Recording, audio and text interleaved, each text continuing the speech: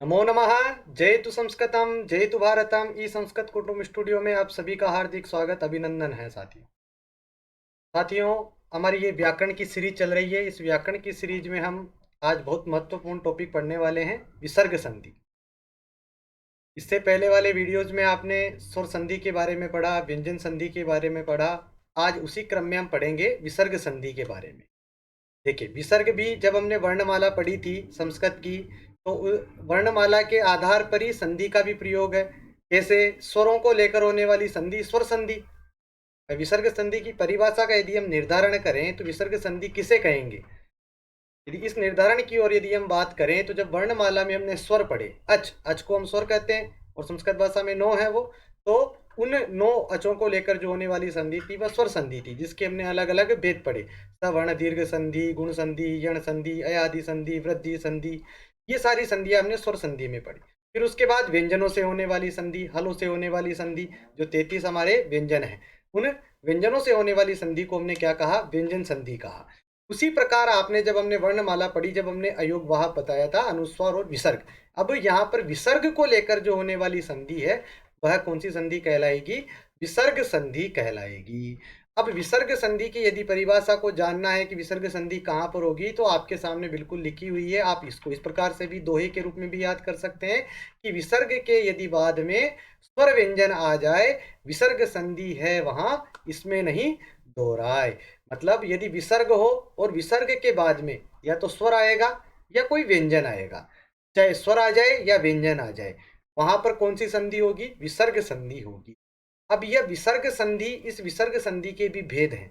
विसर्ग संधि के कितने भेद हैं, किस प्रकार से विसर्ग का परिवर्तन होता है? देखिए, विसर्ग का जो स्थूल रूप से परिवर्तन होता है, विसर्ग को सबसे पहले ऋतु होता है, यानी रकार बनता है, सकार बनता है। इस प्रकार से यहाँ पर क्या संधियां बनती है? सकार को लेकर बनने वाली संधि सत्व संधि कहते हैं। ठीक है, विसर्ग का स बन जाता है, उसे कौन सी संधि कह देंगे? हम सत्व संधि कह देंगे। उसी प्रकार विसर्ग का र बन जाता है, तो वह र कहाँ बनेगा? जो पाणिनि ने नियम बताया है उसके आधार पर हम तय करेंगे। तो जो र बन जाएगा विसर्ग को लेकर, तो वह ऋतु संधि हो जाएगी। उसी प्रकार विसर्ग को लेकर ओ बन जाता है, उ बन जाता है, जिस उ का बाद में ओ हो जाता है, उसे हम कहते हैं उत्व संधि हो जाती है, तो वह विसर्ग की उत्व संधि हो गई। और एक होती है, यानी रकार को लेकर होने वाली एक होती है रकार को लेकर, है ना, तो उसे हम रेप संधि कहते हैं या ऋत्व संधि कहते हैं। और एक होता है विसर्ग का लोप हो जाना। तो इस प्रकार से इस स्थूल रूप से हम यदि देखें तो विसर्ग के 4 परिवर्तन हमारे को देखने को मिलते हैं इस विसर्ग संधि में। तो 4 परिवर्तन कौन कौन से हमारे को देखने को मिलते हैं? देखिए, आइए हम इनके बारे में एक एक करके चर्चा करते हैं कि विसर्ग संधि के 4 परिवर्तन कौन कौन से हैं। तो सबसे पहले हम जो बात कर रहे थे, तो विसर्ग संधि के भेद को आप इस प्रकार से समझिए, किसी प्रकार का कंफ्यूज आपको नहीं रखना है। इस परिभाषा को यदि आप हिंदी में लिखना चाहें तो आप हम इस प्रकार से लिख सकते हैं कि विसर्ग संधि की परिभाषा क्या है। तो परिभाषा का यदि हम निर्धारण करें तो परिभाषा इस प्रकार से भी आप लिख सकते हैं। मैं आपके लिए लिख देता हूं जिससे कि आपको सुविधा रहे समझने में। देखिए, ये जो आप दोहा है वह भी क्या है? अपने आप में एक परिभाषा है। तो आप इस प्रकार से कह सकते हैं कि विसर्ग के आधार पर होने वाला परिवर्तन, विसर्ग के आधार पर होने वाली संधि विसर्ग संधि कहलाती है। विसर्ग के आधार पर होने वाली संधि विसर्ग संधि कहलाती है। होने वाली संधि विसर्ग संधि कहलाती है। विसर्ग संधि कहलाती है। यहाँ तक स्पष्ट है? यानी विसर्ग के आधार पर ही यह संधि होगी, क्योंकि नाम से ही स्पष्ट है। अब इस संधि में क्या होता है? विसर्ग के स्थान पर क्या हो जाता है? विसर्ग के स्थान पर क्या परिवर्तन आता है? क्योंकि विकार जहां होता है वर्णों का, वही संधि होती है। तो विसर्ग के स्थान पर क्या परिवर्तन होगा? विसर्ग के स्थान पर या तो र हो जाएगा, या श हो जाएगा, या श हो जाएगा, या श हो जाएगा। ठीक है, या फिर क्या हो जाएगा? हमने आपको बताया था कि विसर्ग का विसर्ग ही रह जाएगा, या फिर विसर्ग रह जाएगा, या विसर्ग का लोप हो जाएगा। ठीक है, विसर्ग का लोप हो जाएगा। तो ये क्या हो गई, आपकी विसर्ग संधि हो गई। यहां तक आपको किसी प्रकार की समस्या नहीं रहनी चाहिए कि विसर्ग में जो परिवर्तन होगा, यह परिवर्तन किस आधार पर होगा, कैसे होगा, इसके बारे में आप देखिए। आगे हम इसके बारे में विस्तार से चर्चा करते हैं कि यह परिवर्तन किस प्रकार से होता है। ठीक है, आप इसको आसानी से समझ सकते हैं।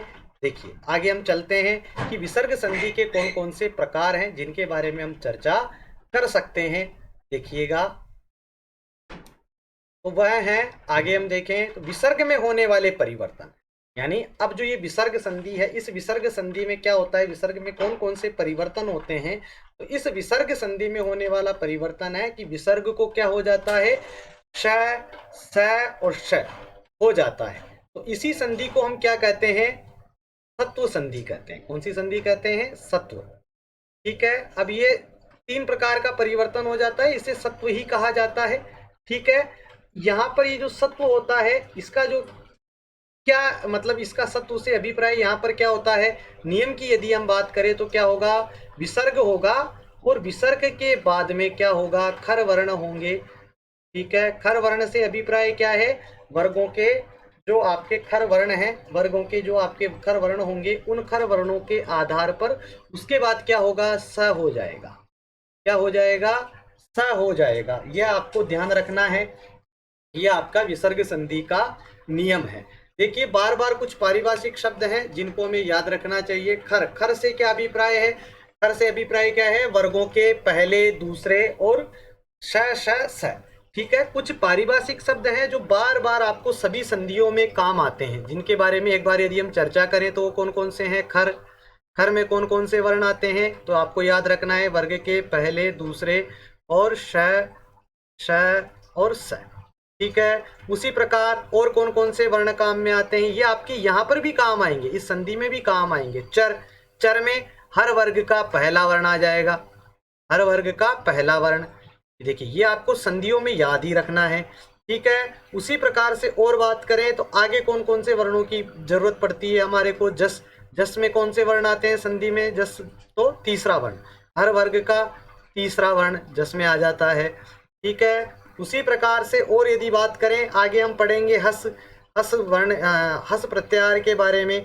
तो यहाँ पर क्या हो जाएंगे, वर्ग के तृतीय व्यंजन हो जाएंगे और आपके है व र ल, ये हो जाएंगे वर्ग के तृतीय तीनों व्यंजन, वर्ग के अंतिम तीन, वर्ग के अंतिम तीन वर्ण। ठीक है, तो इस प्रकार से आपको ध्यान रखना है कि कौन कौन से वर्ण हो जाएंगे, क्या क्या हो जाएगा। ये प्रत्याहार यानी इन सूत्रों को भी आपको याद रखना बहुत जरूरी है। यदि आप इन्हें याद नहीं रखेंगे तो आपको थोड़ी सी समस्या हो सकती है, नहीं तो आप इनको याद रखते हैं तो आप आसानी से इनको आप समझने में आपको कोई परेशानी नहीं होगी। चलिए, तो ये आपको समझने में आ गया, हस का मतलब क्या क्या हो गया। चलिए अब आगे हम बात करते हैं नियमों के अनुसार ही।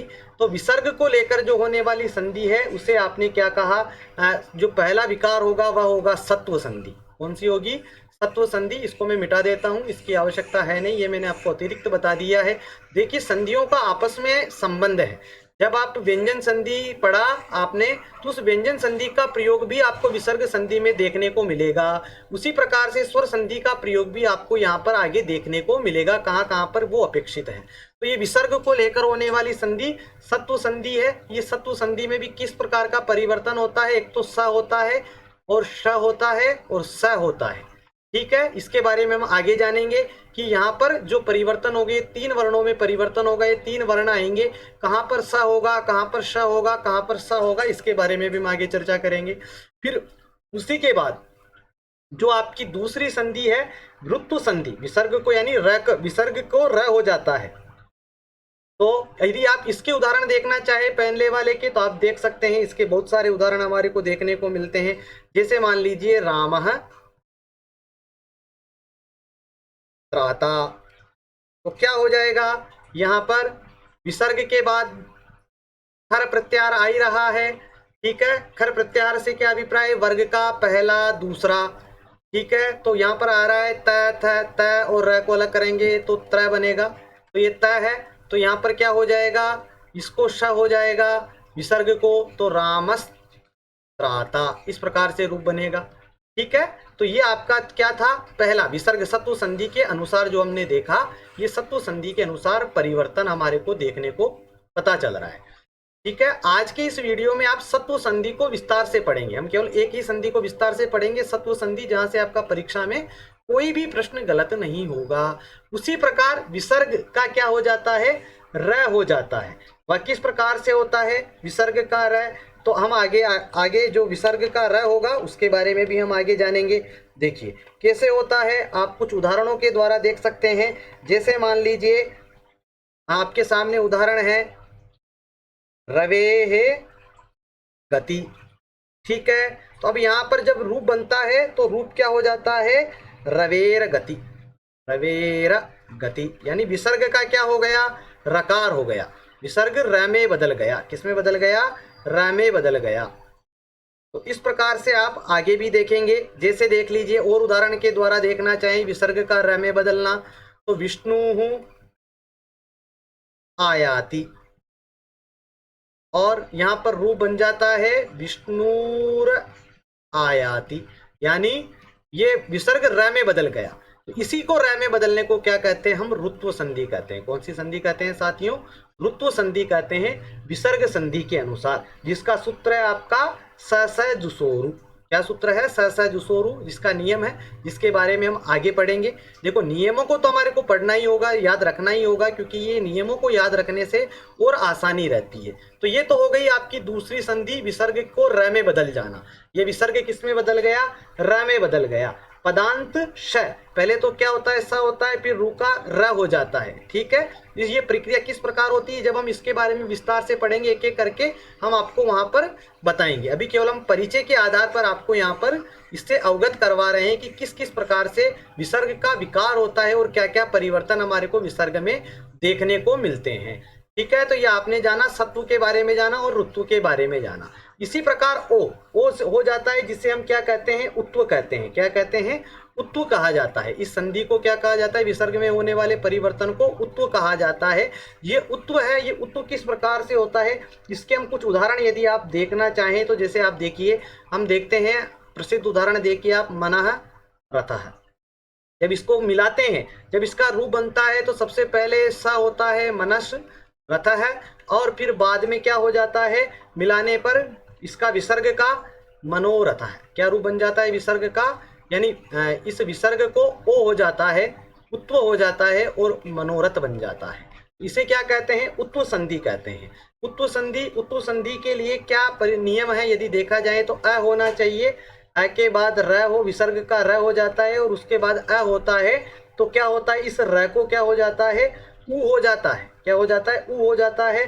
कब होता है, या तो अ हो, अ के बाद र और हस वर्ण हो। दूसरा नियम ये कहता है, और फिर क्या हो जाता है, उ हो जाता है। इसके लिए जो सूत्र लगता है वह तो लगता है हसीच है। ठीक है, और यहाँ पर जो सूत्र लगता है वह लगता है अतो रोरात प्लूते, अतो रोरा प्लूताद प्लूते। ठीक है, ये जब हम आगे पढ़ेंगे विस्तार से इस संधि के बारे में, उत्तु संधि के बारे में, तब हम आपको विस्तार से आगे बताने वाले हैं। इसी प्रकार विसर्ग का क्या हो जाता है, लोप हो जाता है। कहीं कहीं आपको देखने का मिलेगा कि विसर्ग का ही लोप हो गया, विसर्ग ही वहां से चला गया। जैसे कुछ उदाहरण है विसर्ग के लोप हो जाने के, जिसे आप सुलोप संधि कहते हैं। क्या कहते हैं, सुलोप संधि, संस्कृत में इसे कहा जाता है। विसर्ग लोप को सुलोप संधि कहते हैं। कहाँ कहाँ होता है ये लोप, यही लोप रेप का भी होता है। जब हम रकार के से संबंधित पढ़ेंगे तो र का भी लोप हो जाता है। ठीक है, र का भी कहाँ कहाँ लोप होता है, र लोप संधि भी होती है। जब हम ऋतु संधि पढ़ेंगे उसी समय हम र के लोप के बारे में पढ़ेंगे।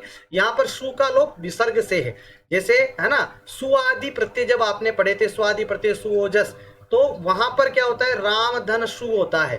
ठीक है, तो उसी प्रकार से उस सु को क्या हो जाता है, विसर्ग हो जाता है। वह कैसे होता है उसके बारे में भी हम चर्चा करेंगे। तो विसर्ग का लोप हो जाना, जैसे मान लीजिए आपके बहुत सारे उदाहरण हैं, सह शंभु, सह शंभु। तो यहाँ पर जब संधि की जाती है विसर्ग के अनुसार तो विसर्ग का लोप हो जाता है, सह शंभु। ठीक है, ऐसे ही एसह विष्णु, एसह विष्णु प्रसिद्ध उदाहरण है। तो यहाँ पर क्या है, जब इसका संधि की जाती है विसर्ग संधि, तो ऐसा विष्णु रह जाता है। क्या रह जाता है? एष विष्णु का जब हम संधि करते हैं तो विसर्ग हट जाती है और ऐसा विष्णु ही रह जाता है। तो इसे क्या कहते हैं? हम विसर्ग का लोप हो जाना या सुलोप संधि कहते हैं। ठीक है, आगे अब हम यहाँ पर बात करेंगे, यानी पहला जो परिवर्तन होता है सत्व संधि के बारे में। आइए एक एक करके हम सत्व संधि के बारे में चर्चा करते हैं। देखिए सत्व संधि कैसे होती है। देखिए सत्व संधि का क्या नियम है। देखिए सत्व संधि, इसका जो सूत्र है वह है विसर्जनीय से सह, इतना आप याद रखिए।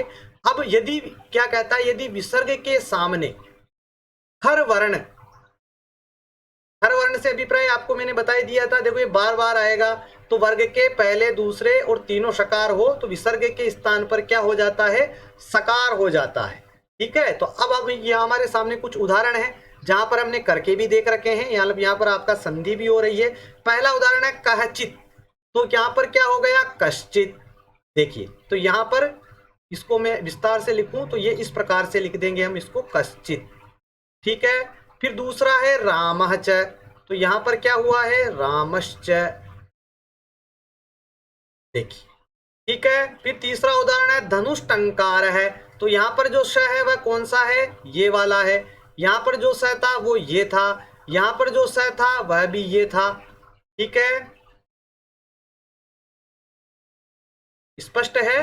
देखिए फिर आगे देख रहे हैं हम निधन स्टा, तो यहां पर विसर्ग का क्या हो गया?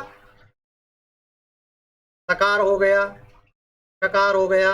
उसी प्रकार यहां पर नमः अस्ते, तो नमः ते, अस्ते नहीं था ते है, नमः ते, नमः ते ऐसा था और रूप बन गया, तो यहां पर श आ गया। उसी प्रकार से दुह तरह है, तो यहां पर श हो गया। इसी प्रकार विष्णु त्राता, यहां पर श है, और निश्चल है, यहां पर निश्चल है। यह श रूप बना है। अब देखिए यहाँ पर तीनों प्रकार के श हमारे को परिवर्तन के रूप में देखने को मिल रहे हैं। कब? यदि विसर्ग के सामने खर प्रत्याहार हो, यानी वर्ग के पहले दूसरे या स हो, तो हमारे को देखने पे पता चल रहा है कि विसर्ग के बाद बिल्कुल पहला दूसरा, यानी पहला च भी पहला है, च ट बिल्कुल ठा। ठीक है, तो ये हमारे को देखने को मिल रहा है त छ, ये सब खर प्रत्याहार के वर्ण हमारे को देखने को मिल रहे हैं। लेकिन यहाँ पर तीनों सकारों में परिवर्तन है। तो जो आपने व्यंजन संधि पढ़ी थी, ष्टुत्व संधि और स्तुत्व संधि, यदि उनके नियम आपको याद है तो आप निश्चित तौर पर यहाँ पर इन सकारों का स्थान प्रयत्न कर सकते हैं कि कौन सा सकार यहाँ पर रहने वाला है।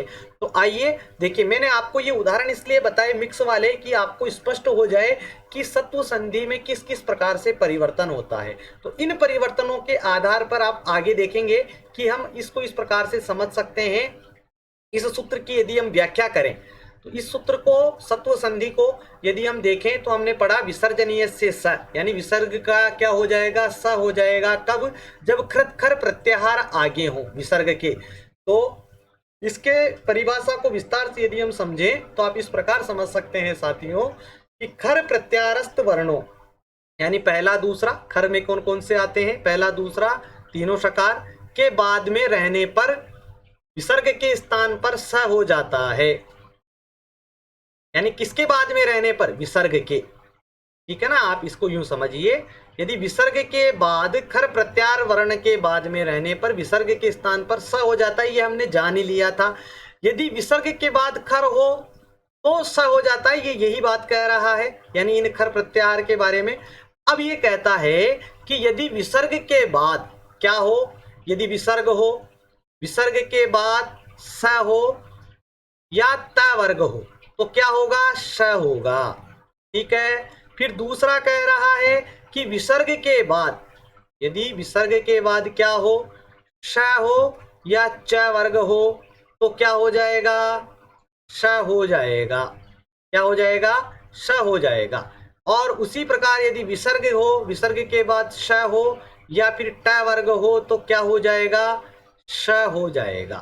बस इतना सा ध्यान रखना है कि कहाँ स करना है, कहाँ श करना है और कहाँ विसर्ग को शकार करना है। देखिए एक एक करके हम इनके उदाहरणों को समझते हैं जिससे आपको सारा विषय समझने में आ जाए।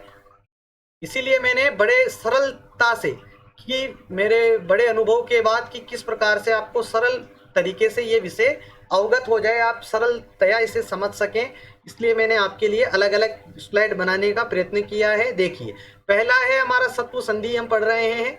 यदि विसर्ग के बाद खर हो तो विसर्ग का स हो जाता है, ये हम बार बार पढ़ते आ रहे हैं। खर प्रत्याहार में कौन कौन से वर्ण आ रहे हैं फिर मैं आपको बता देता हूं, पहला, दूसरा और तीनों सकार, ये आपको ध्यान रखना है, याद कर लीजिए इनको। तो यदि विसर्ग के बाद अब हम बात करें स तथा त वर्ग होगा तो विसर्ग का स हो जाएगा, ठीक है, बिल्कुल। विष्णु त्राता, तो रूप क्या बनेगा आपका, विष्णुस्त्राता, बस, ठीक है। विसर्ग को क्या कर देना है, श कर देना है, कौन सा स, दंत वाला सकार कर देना है। फिर कह रहा है कि छात्र तिष्ठति, विसर्ग के बाद त आ रहा है, तो त आ रहा है तो हम क्या कर देंगे, श कर देंगे, ठीक है। तो दंत शकार हम यहां पर कर देंगे, तो छात्र है, शकार करते हैं, छात्र तिष्ठति, स्पष्ट है। उसी प्रकार नमः ते, तो विसर्ग का स कर देंगे और नमस्ते, ठीक है। फिर त आ गया घट के बाद, तो टह, विसर्ग का स कर देंगे क्योंकि त है तो सही रहेगा, तावत, घटस्तावत। वैसे ही मनस्ताप है, मन का मन रह जाएगा, विसर्ग का स हो जाएगा और ताप का ताप हो जाएगा।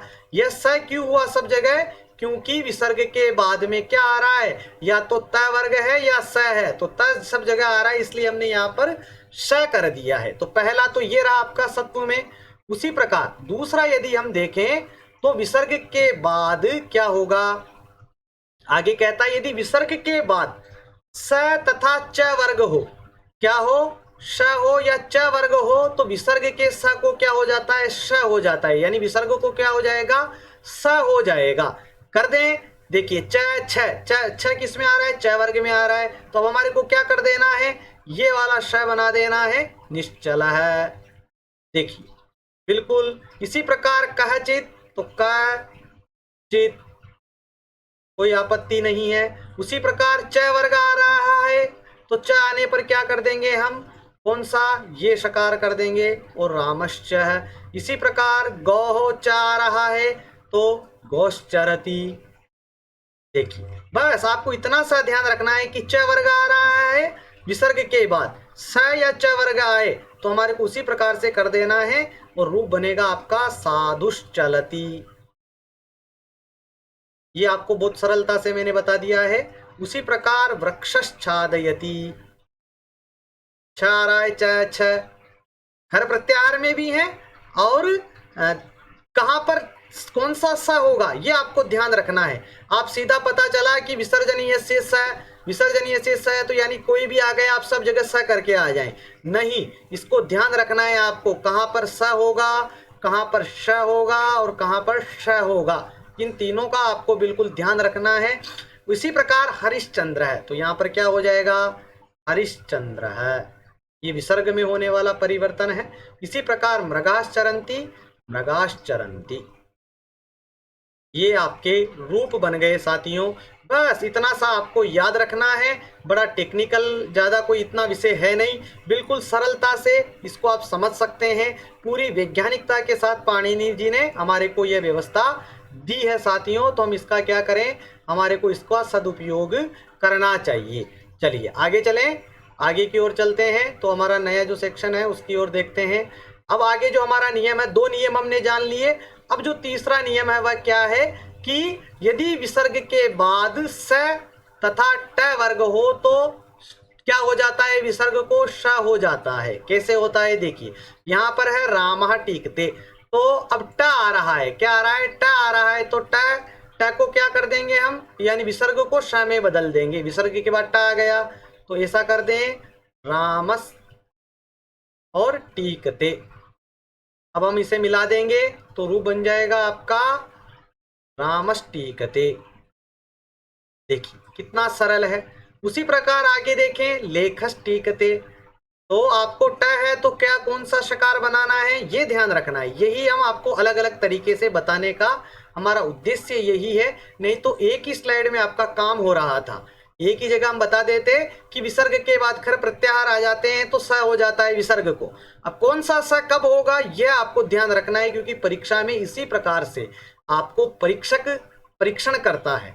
उस परीक्षण में हम खरे हो जाएं और हमारा जो उद्देश्य है पूरे में से पूरे नंबर हमारे संस्कृत में आ जाएं। देखिए धनुष टंकार है, उसी प्रकार धनु टंकार है। अब इसका जब हम रूप बनाएंगे तो क्या रूप बन जाएगा? धनुष टंकार है।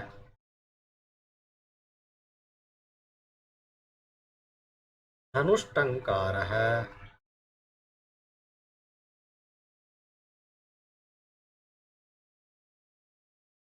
धनुष टंकार है। उसी प्रकार निष्ठुर है, निश हो जाएगा और ठुर है, और मिला देंगे रूप तो रूप बन जाएगा निष्ठुर है।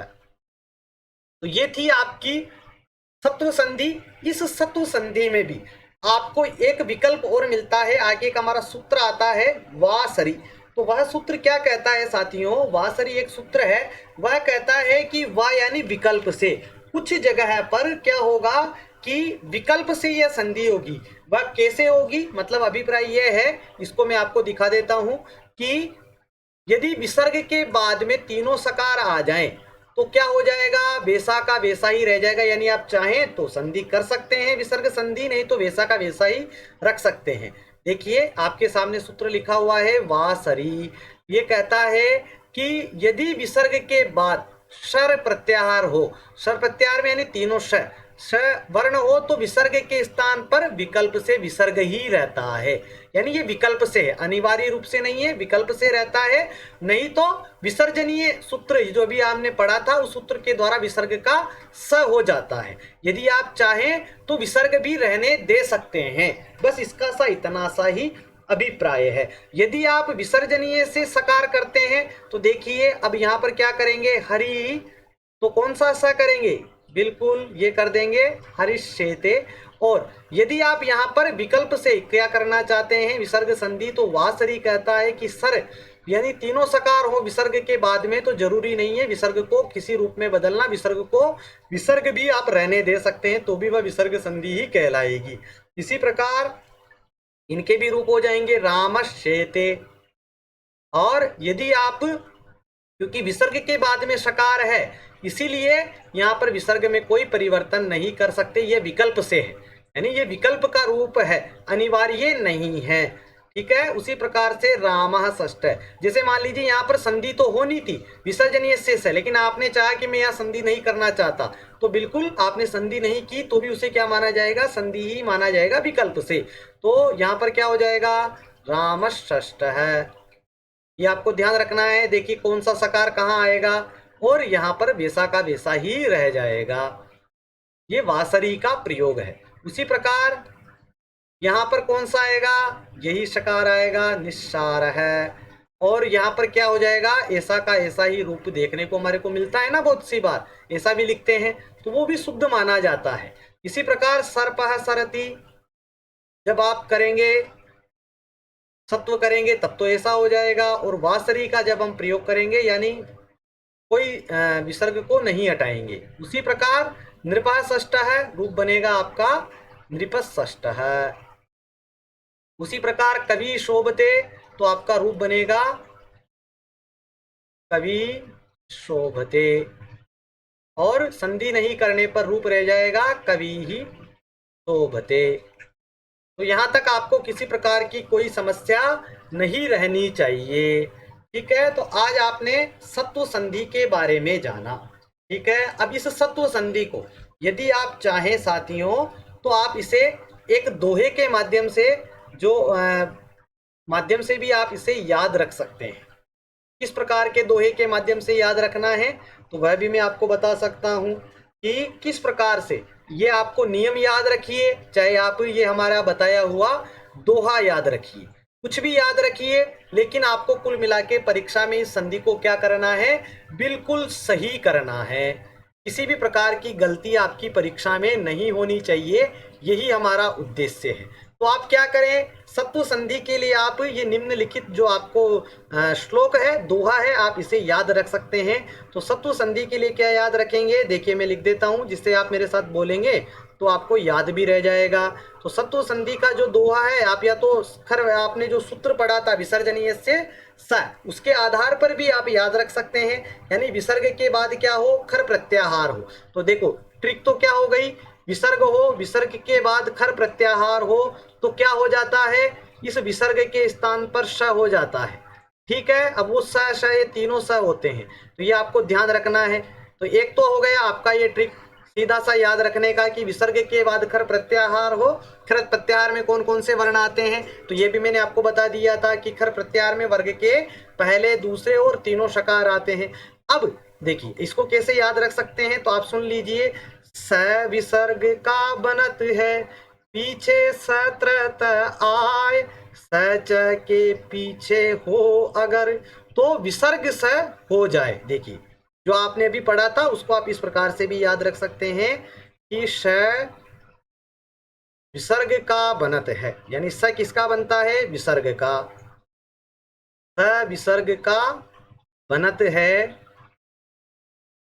पीछे सत्र आय, पीछे क्या आए, या तो स आए या त्र आए या त आए, सत्रत आय, स च के पीछे, स च पीछे हो अगर, स किसके, विसर्ग के, स च पीछे हो अगर, तो विसर्ग श हो जाए। तो विसर्ग क्या हो जाए, विसर्ग स हो जाए। देखिए है ना, यही मैंने आपको बताया था कि कब स होगा विसर्ग, स च पीछे हो तो क्या हो जाएगा, आपका क्या हो जाएगा, स हो जाएगा। और श कब होगा, स विसर्ग का बनत है, पीछे क्या आए, स त्र और त आए, यदि ऐसा आए तो आपका क्या हो जाएगा, स बन जाएगा। और स च पीछे हो अगर, तो विसर्ग का श हो जाए। इस प्रकार से भी आप इसे याद रख सकते हैं। और फिर अपना तीसरा सकार और था, तो उसके लिए क्या क्या याद रखा जाए, तो उसके लिए भी एक और आपको मैं एक और दोहा बता देता हूँ। उस दोहे को आप याद करेंगे तो उसको भी आप याद कर सकते हैं। तो बस दोहा क्या है, विसर्ग के यदि बाद में टठ वर्ण आ जाए, तो विसर्ग के श बने सत्व संधि कहलाए।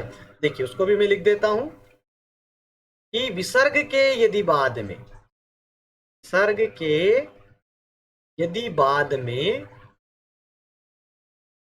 क्या हो जाए, ट ठ वर्ण आ जाए, ट ठ वर्ण आ जाए, विसर्ग के यदि बाद में ट ठ वर्ण आ जाए, तो विसर्ग को स बने, तो विसर्ग को श बने सत्व संधि कहलाए। ठीक है, तो ये इस प्रकार से भी आप याद रख सकते हैं। अब कैसे भी याद रखिए साथियों, बस आपको याद रखना है और पूरी तकनीक को समझना है और इसे पढ़ना है। तो आज की कक्षा में आपने सत्व संधि के बारे में विस्तार से जाना। फिर हम कल आगे विसर्ग से होने वाली अगली संधि के बारे में पढ़ेंगे, अगले विकार के बारे में पढ़ेंगे साथियों। फिर मिलेंगे। वीडियो को ज़्यादा से ज़्यादा लाइक करें, वीडियो को ज़्यादा से ज़्यादा शेयर कीजिए, चैनल को सब्सक्राइब कीजिए और ज़्यादा से ज़्यादा अपने व्हाट्सएप फेसबुक ग्रुप में इसे शेयर कीजिए और ज़्यादा से ज़्यादा लोगों को जोड़िए साथियों। ठीक है, फिर मिलेंगे अगली कक्षा में। वंदे मातरम, जयतु संस्कृतम, जयतु भारतम।